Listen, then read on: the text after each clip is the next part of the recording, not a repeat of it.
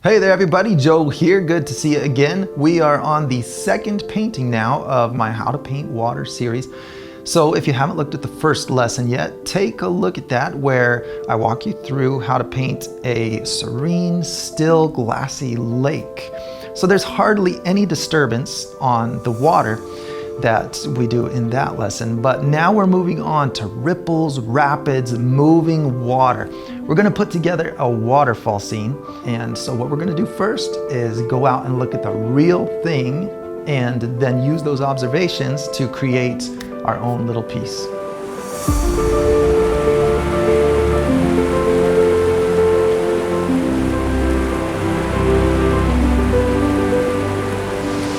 I'm here at a place called Fossil Creek, a real treasure that we have in the middle of the deserts of Arizona. And so this is an awesome example of some water just blasting over some rocks. Gives us some really good model of what water does when it breaks apart coming over a waterfall.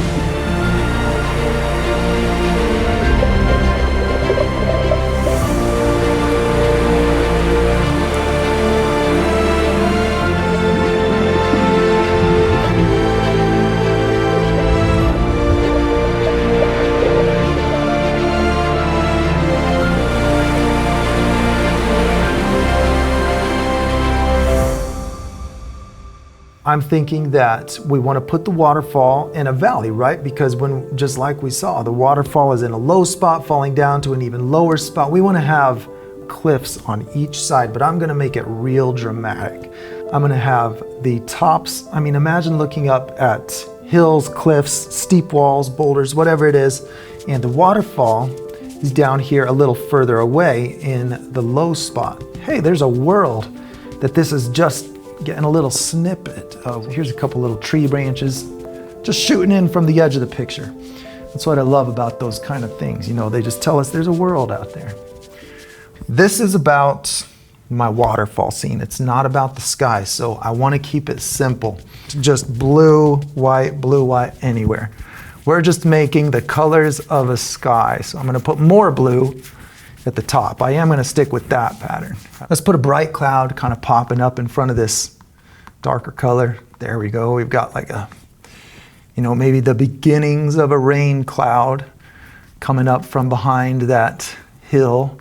So I've got my bright white, and then down here, if it's a bigger cloud, it might have a shadow. So let's go to the cloud shadow color. Ooh, high altitude clouds, that's cool. I like that. Kind of looking up through this little hole in the sky. That's a fun feel.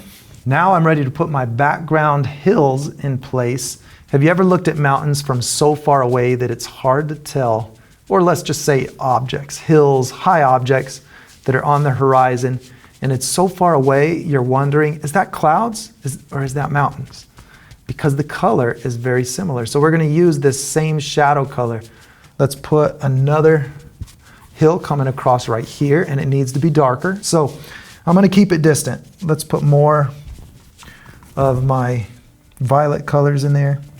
Let's lighten that yellow highlight because that also changes with the atmosphere. It's all distant, so the highlights and the shadows alike all need to change with the atmosphere. So those distant greens altered by that atmosphere color. You know, that's better looking. There we go, some distant clouds in the hills. When water comes over a waterfall, it doesn't just come in a steady stream, it breaks apart into sections or clouds. And so when those sections float down, the air is blowing up, hitting them, and so it's the edges that catch the most air. And for that reason, we'll usually see something like a smile shape as a cloud floats down. The middle moves the fastest, while the edges catch the air and get blown up. And so if I use that shape, I can add a lot of motion to my waterfall. And look at the light on this. It's just a bunch of little drops of water, each reflecting the sun in the same way. And so this is why we have white water, and it becomes the bright white instead of the underwater color, is because we have so much surface reflection because of how many drops of water are all surrounded by reflective surface. We have the sunlight bouncing off with our more bright white pier, maybe an orange glow from the sun, whatever color the bright sunlight is. But then you can see on the other side of it, very bluish colored shadows from the sky, from the surrounding scenery. And so we have a real good example. If we just remember to use that blue-violet shadow on the, like we see on that left side, and then look at the bright white light, boom, bouncing right off of the more right-hand side of everything. I got to remember that color contrast and how well it makes that 3D waterfall.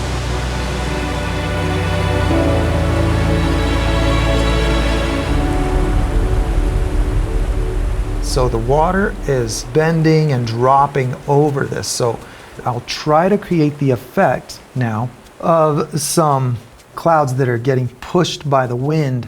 So I'm going to put lots of white on here, and I'm just going to do this. I really like this rock. So let's say that it's coming down and there's this big rock in front of it.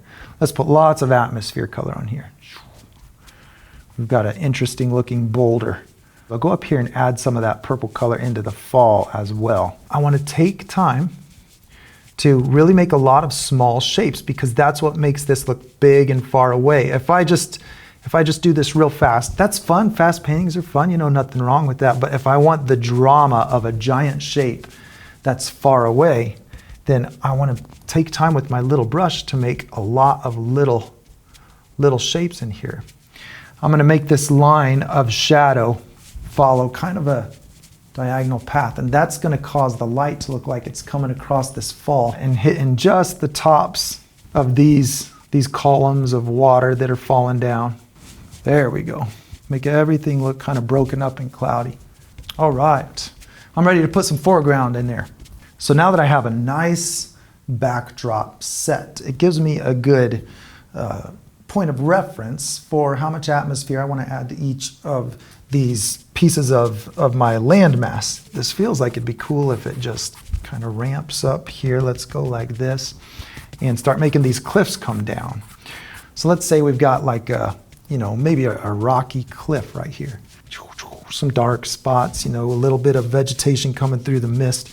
I should make a dark colored overhang, like maybe there's a cave. How cool is it to put some in-out depth to my landscape? And I don't know, up, down, maybe make it kind of hanging over. Who knows why or what.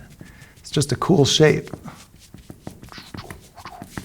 Okay, now it's time to do similar light and shadow on this side. But here, I want lots of sunlight, because see my line, see my shadow on that fall? Right here, I want to put nice bright white coming across that fall. A lot of the dark color, a lot of the atmosphere color. This is a far away and big boulder that's down here in the midst of the fall, so I don't want it real dark. Atmosphere color, make it a little bluer as it comes down, not quite as much in the direct light. And again, this isn't my big tumbling waterfalls at this point. That might be awesome if I just continued that across the painting, but it'll take forever and it's not needed. So here, I'm just going to put my smooth water trickling down the cliff. Now, it's time to do the fun part, the waves.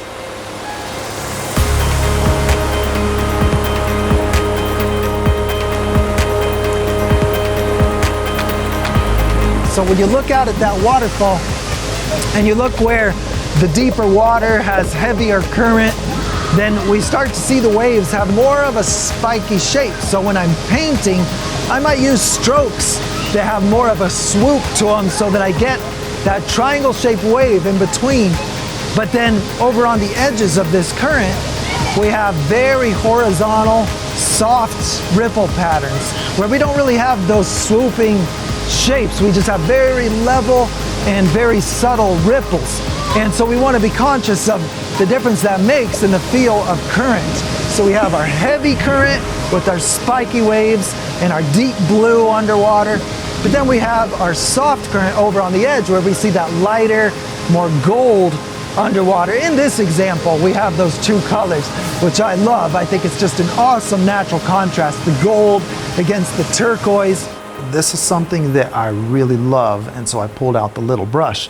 On the edge, I want to make it go some kind of golden brown, you know, just some brownish rock color, but not too intense. So to set it up, can't you just imagine some pools where some of these tiny falls are hitting rocky areas? You know, maybe this hits a pool and falls. I'm gonna do what's under the water first and then put reflection on top of it. And then I'll flip-flop it and we'll do the reflection first and paint what's under it. Here, I'm just using horizontal strokes to develop some shapes. It's going to resemble the little shadowed crevices between rocks or whatever's down there. So do you see that? So now this shape, a little smile shape, see that, like an open smile. Now if you can get that stroke, then you can very quickly go across your water and make shapes that look very much like reflections. Now caustics are such an awesome thing. These bright lines that are focused on the rock beneath the water. It happens because the water is just bending the light to the same spot, just like a magnifying glass. It's always representing where a wave has caused the light to bend to the same spot. So each one of these rows is happening at just the right distance where that light is focused like a triangle. Boom. It's just the right distance to the rock to hit it when it comes just to a point, all the light. So we have dark light, dark light. It's taking away the light from the other places and concentrating it into the line. I love that.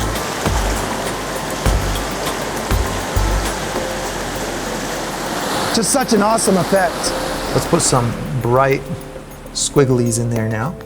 Little dabs of bright yellow. All I did was put some water in my primary yellow, just right out of the can. I put water in it so that it'll push to the side, just like the other colors did. Do you see how that pushes to the side? One little scrape with the end of my brush, and I get those tiny shapes. And maybe there's a few little bright spots here. Let's do something fun and just put a couple teeny weeny highlights on that. Just at a glance, we'll get the impression of the bright, sunlit, shallow water with the reflection on top of it. So now I'm going to move over to here and blend my underwater into the reflection color. So a reverse of order. Let's do reflection first. Okay, now I'm going to put underwater color. I'm putting the underwater color in between the reflection color because I want there to be more reflection color, and the shapes have gotten so close that now it's an interconnected mesh of reflection color.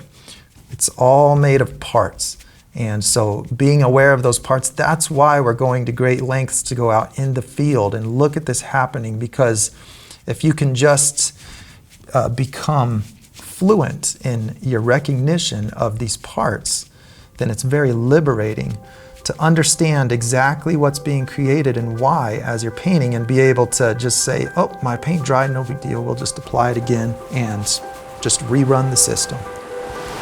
Now look at this beautiful cascading water that we have. You can see on each one of these little miniature waterfalls that we have a very sudden change from the deeper underwater colors to this white water. Right above that, you can see our darkest, deepest colors as, you know, whatever kind of rock or mud or tree root is under the water is facing more toward us. So we see more of the underwater color. But then look across the very surface out there by those cattails, by the rock, we see reflection on the flat surface. But then when it bends toward us, that's when we start seeing some of those deeper colors, because it's showing us some of the underwater. And then boom, we have the bright white water shooting out. So I can use that in my painting to immediately deliver that same effect by just putting the deeper color across where the bend is, and then boom, white that gets a little darker as it falls more vertically, because it reflects more as it's facing up toward the sky, and reflects darker colors as it starts to fall more vertical. And then it hits white water again when it makes contact with the water and it's churning and bubbling. So we usually have a slightly darker shadow right where it enters the white water. That fall comes in, whoosh, and we have a little bit of a shadow a darker color in between the fall and that bubbling, boiling white water. I just love looking at this. I feel like I'm reading it now, and that makes it more exciting for me, because now that I'm reading what's happening, I feel like I'm collecting more information for my creative work every single time I come out to a place like this. So this is going to be fun. Let's put some shadow in there. Here's my underwater color again. Here's my brighter color. So I'm going to get this lighter atmosphere color. This is the same color I used to put shadows on my clouds. I'm going to just put it in that fresh, wet paint somewhere in here, smash it against it, and go down like this. Smash it in there, wipe down. Smash it in there, wipe down. Maybe a little bit of a curve, more in some spots than others. Now I don't want to go over this a whole bunch of times because I need it to stay brighter at the top. And I'm going to be careful not to just go on a straight line. Now it's good for it to grab those other colors. I want to see that because that's what makes it look like there's some transparency to this water. Some of that in there, some of the shadow color. Oh, you know, we got some of those colors. It's our underwater mix. Scribble it around a little bit. Now we see through that water, and when we drag this down, it's just like doing our cliffs up there. Just like doing these cliffs where we see the rocks showing through. We can see whatever's under that water showing through. Who knows what kind of colors are in there. So I'm just putting some, ooh look, we've got a few rocks in there now. Now if you look down a stream like this, there's one thing that really gives away the fact that it is moving, and that is the angle of the little rows of ripples. So if you look at all of these ripples across the surface, they're just ever so slightly tilted down toward the middle, or tilted down away from the edges, because as the water bumps into the edges of the stream, it maybe slows down and then bounces back into the stream, and it causes these rows of ripples that come toward the center, and we have this angle. So all I have to do is slightly angle all of my ripples, or little rows of ripples, just a tiny bit. I can add lots of movement to my stream just by using this little bit of angle that causes it to look like it's coming this way. The middle tends to move faster than the edges, and that causes these angles on those ridges that come out from the edges of the bank. So let's put the underwater color on there first. So let me grab some of that lighter purple again and start making these little shapes. They're almost straight, and so I have almost level lines. They're slightly sloping down this way.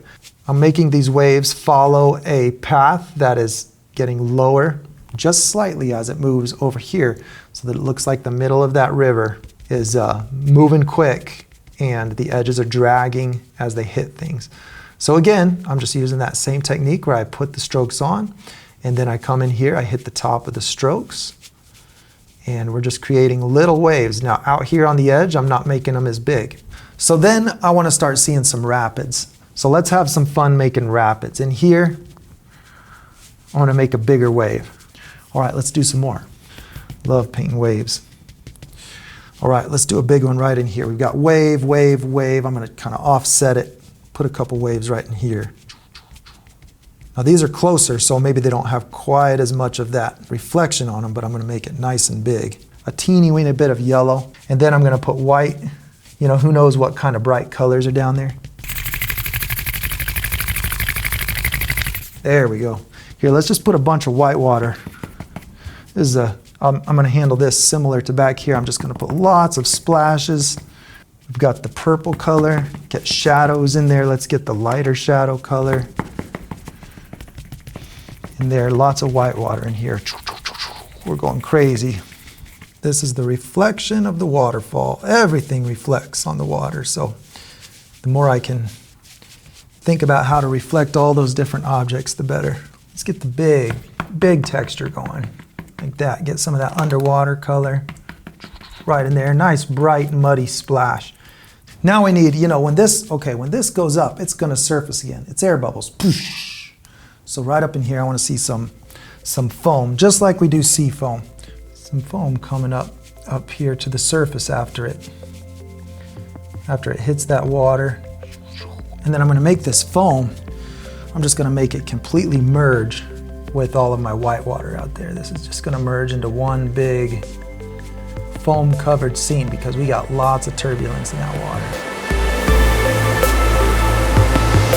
As that white water comes down into that turquoise water, look at how it just glows because the light is hitting all of those air bubbles under the water. And then that light is shining back out of all that turquoise colored water. And so we get that very bright turquoise right at the base of any white water that's coming down and hitting the water. So I can use that effect too to get lots of deep, translucent, magical feel to my water.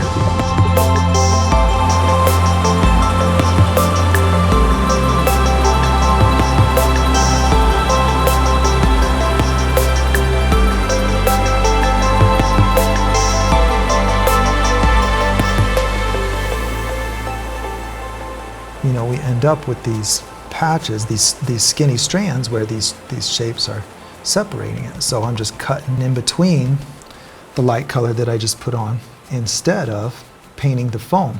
I'm gonna go right up here and start putting my white water across there. Let's get some of this bright green right there. Pure white, that's what we're gonna light that up with, is just pure white. Let's try to make it a little bit more of a gradual transition of the little rapids in there. So let's just grab little bits of it and do these horizontal paths like this. Let's grab some of that purple and just go right across here. The current's dragging it. It's making rapids, the current's dragging it out to the side. Maybe there's a rock in here. This will be fun. Let's put a little rock right in the middle of these rapids. Let's just put a dark color in the middle. Let's take that purple and just put it right around the edges. There we go, there's a little rock out there now. I think some of that deep water color will look good. Some of my turquoise. I'm thinking we need mist in here. So I'm gonna do it the easy way. We're gonna do this the easy way. Let's put a little bit of water on the canvas. Let's take some of our purple color, blend that in there, just smear it over it. So let's just put that in there and stir it around. Then we're gonna get a big dry brush and just wisp it all together. Let's get some clouds going, some brighter spots, darker spots. Take our purple and our shadow color, jungle shadow color, redo this edge. The more we leave to imagination, the better. That waterfall is just huge and it's hitting the ground hard and I just think I should see more mist up in here floating across. Let's put more of that purple. This is our further rock, so we want to use more of this purple on this one. Here I took a clean brush and put white in it. I just want to see some bright light hitting these rapids, just hitting that spot. I want the further away fall to be smaller than the close fall. Look how they're equal. This is equal height, so no problem. Just make it bigger and higher. Put the colors back down here. We had that color, some of this color, maybe a little bit of this one. We want to have this slightly sloping down to the left. Slightly, we don't want it a lot. So I'm gonna mix my two colors again. Let's go like this. Let's make a wave here and here. We're just gonna reapply a few little rows, just enough to give the feel, just enough in a row to just give the feel of these waves sloping. So let's spread this out just enough that I can get a little bit of reflection on the base of those waves. You're creating the direction that the water is moving by the angles that you put in there, always just slight. We have these slight rows. So now I've got this line, doesn't look great anymore. Well, that's a great spot to just put a rock. All right, now just imagine, what if we had like a dinosaur bird, a pterodactyl or something, one of those big dinosaur birds swooping down, drops down in this and takes a turn this way. Just think of that motion. So I'm gonna paint that. So down here we'll add all that atmosphere color. See, here's my purple wing going right down to his little body that's just right here. Not much body at all on these guys. Put some light coming through that wing. Primary yellow, let's really shift this toward yellow, good. Look how it makes that go right into that waterfall. He's distant now. Okay, well that wraps it up for this one, and so thanks again for following along. It's been a lot of fun. Wow, that was a big one. Just think of what else could be painted with all of these techniques. I use these tricks in so many paintings, not just this kind of a scene, so I am so happy to have been able to share this with you. And I'm also very excited for the next video. Be sure to join me in the next lesson. We'll be painting a tropical beach, one of my favorite kinds of scenes. So be sure to check out the rest of the series as well. All right, we'll see you next time.